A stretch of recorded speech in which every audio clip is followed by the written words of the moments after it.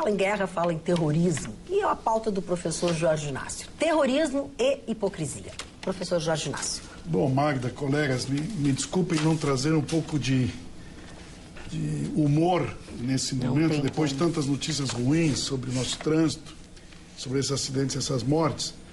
Eu quero dividir com vocês a minha tristeza, que já vem desde o meu comentário da última quarta-feira, sobre os acontecimentos de Paris.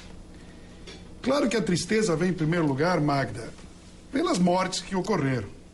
Principalmente a morte dos inocentes, a morte estúpida daquela senhora policial, em Paris.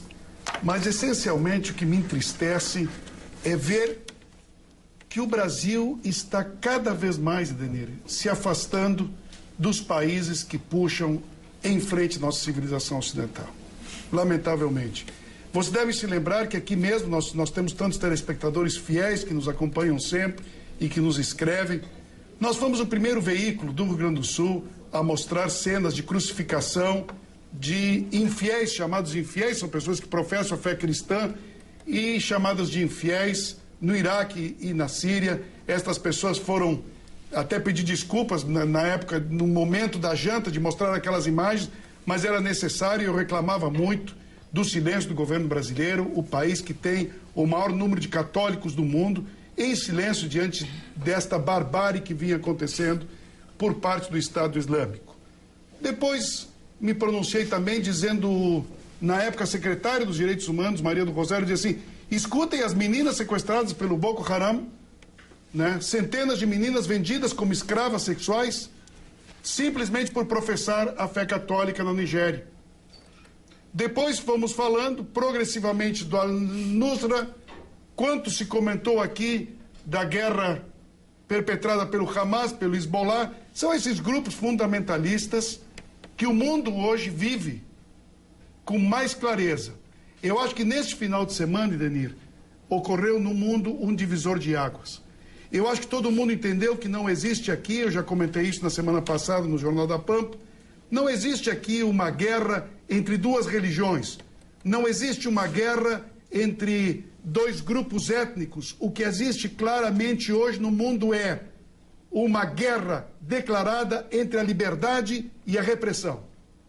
Aquilo que existe dentro de cada um de nós permanentemente também se manifesta em nível social e as comunidades precisam se posicionar.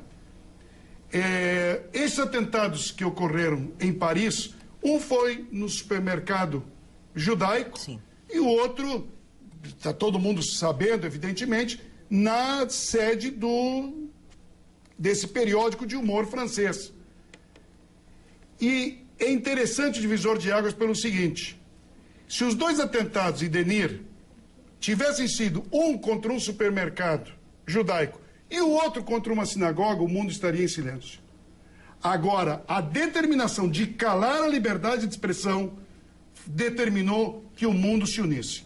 E o mundo saiu em Paris, não é? Todo mundo viu estas cenas, e o Brasil absolutamente ausente, 40 representantes de nações. A nossa presidente Dilma, pelo que se sabe, só condenou por interferência do próprio embaixador francês em Brasília. É um escândalo.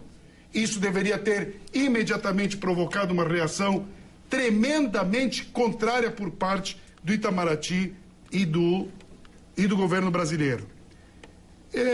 Nós temos assistido, com muita vergonha, confesso para vocês, alguns pseudo-intelectuais brasileiros da ala, digamos assim, esquerda, com todo respeito, acho que cada um pode ter a ideologia política que quiser, mas estão numa distorção nos últimos dias, tentando transformar a vítima no próprio causador da sua desgraça. Isto não tem nem pé nem cabeça, a não ser por uma razão, colegas de bancada. A esquerda também não gosta da liberdade ocidental. Ela tem um namoro explícito de mais de um século com regimes ditatoriais. Ora, como é que a nossa presidente pode se posicionar radicalmente contra este ataque à liberdade de expressão, à liberdade religiosa, à liberdade de gênero, se ao mesmo tempo ela vai abraçar Fidel Castro e Maduro e Putin e os regimes dos ayatollahs lá no Irã? Como é que ela pode condenar o terrorismo e mandar dinheiro para o Hamas? E apoiar os governantes que dão efetivamente suporte econômico para esses grupos terroristas. Isso custa muito dinheiro. Treinar pessoas, levar os acampamentos, providenciar, enfim, toda esta organização do mal. Ou seja, de uma vez por todas, a política externa brasileira, eu já nem sei, a Magda até brinca comigo, quantas vezes nós já falamos sobre isso. Ai, não. De uma vez por todas, a política externa brasileira tem que decidir se está do lado da liberdade ou está do lado da repressão. Não há, presidente, não há mais meio termo. A posição é uma exigência da sociedade brasileira.